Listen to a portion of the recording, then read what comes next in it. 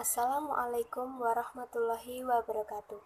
Perkenalkan, nama saya Putri Dwi Yulianti, NIM 205231295, kelas 2H, Perbankan Syariah IAIN Surakarta. Akan menceritakan kembali mengenai Perjanjian Giyanti dan terbelahnya Jawa.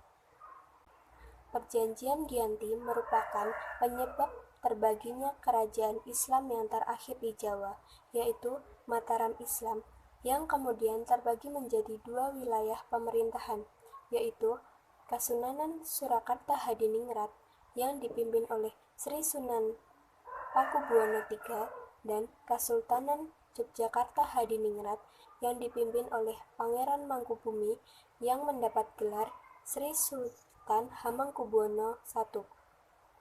Pangeran Mangkubumi juga mendapat gelar Senopati ing Ngalogo Sayyidin Panatagomo Khalifatullah. Tiga pihak yang terlibat dalam Perjanjian Giyanti yaitu Pakubuwono III, Pangeran Mangkubumi, dan Perserikatan Perusahaan Dagang Hindia Belanda yaitu VOC yang terjadi pada tanggal 13 Februari 1755. Nama Giyanti diambil dari lokasi penandatanganan perjanjian yaitu yang berada di Desa Janti. Sekarang ini dikenal dengan Dusun Kerten Janti Harjo Karanganyar.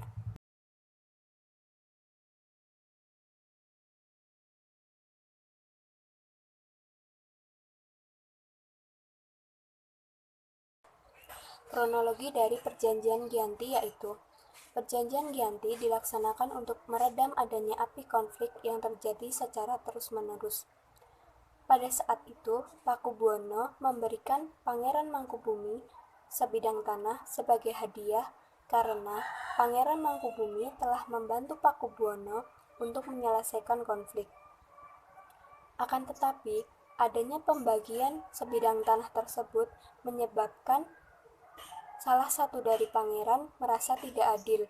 Kemudian, Gubernur Jenderal VOC, Baron van Imhoff, mengeluarkan surat perintah agar pemberian sebidang tanah tersebut dibatalkan. Dari situlah kemudian muncul berbagai konflik dan perlawanan. Hal tersebut mendorong Gubernur Jenderal VOC untuk Jawa Utara, yaitu Nicholas Harting, untuk mengadakan perundingan kepada Pangeran Mangkubumi yang saat itu keduanya sama-sama ingin menjadi penguasa Jawa. Sehingga pada tanggal 23 September 1754, nota kesepakatan antara VOC dan juga Pangeran Mangkubumi telah disepakati, dan pada tanggal 4 November 1754, Pakubuwono telah menyetujuinya.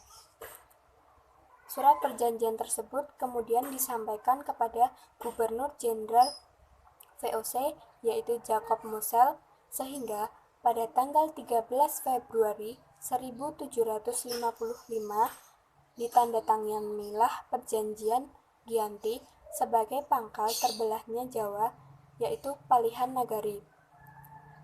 Pada tanggal 13 Februari 1755 tersebut, Pangeran Mangkubumi mendapatkan gelar Sri Sultan Hamengkubuwono I. Pada tanggal 15 Februari 1755 terjadi pertemuan di Keraton Yogyakarta untuk membahas pembagian aspek atribut di Keraton. Perjanjian Giyanti tidak merinci pada pembagian wilayah, sehingga menimbulkan perpecahan di kemudian hari.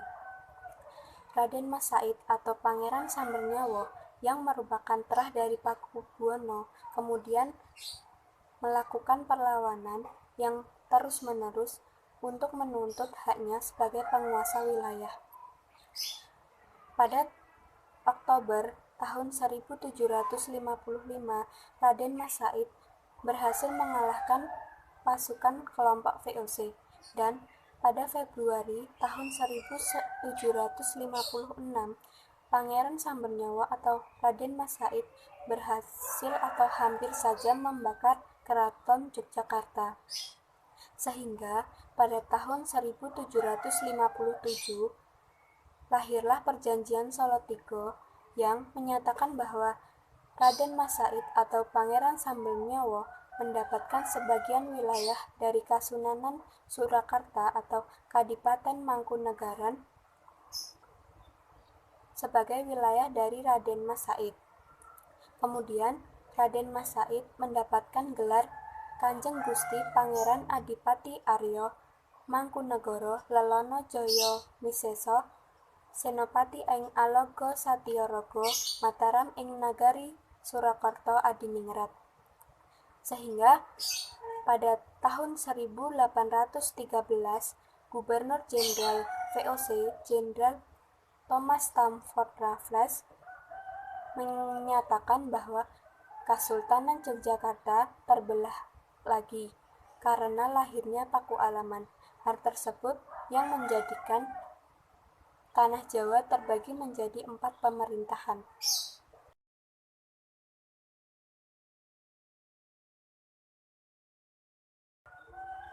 Sekian penjelasan mengenai Perjanjian Giyanti dan terbelahnya Jawa dari saya.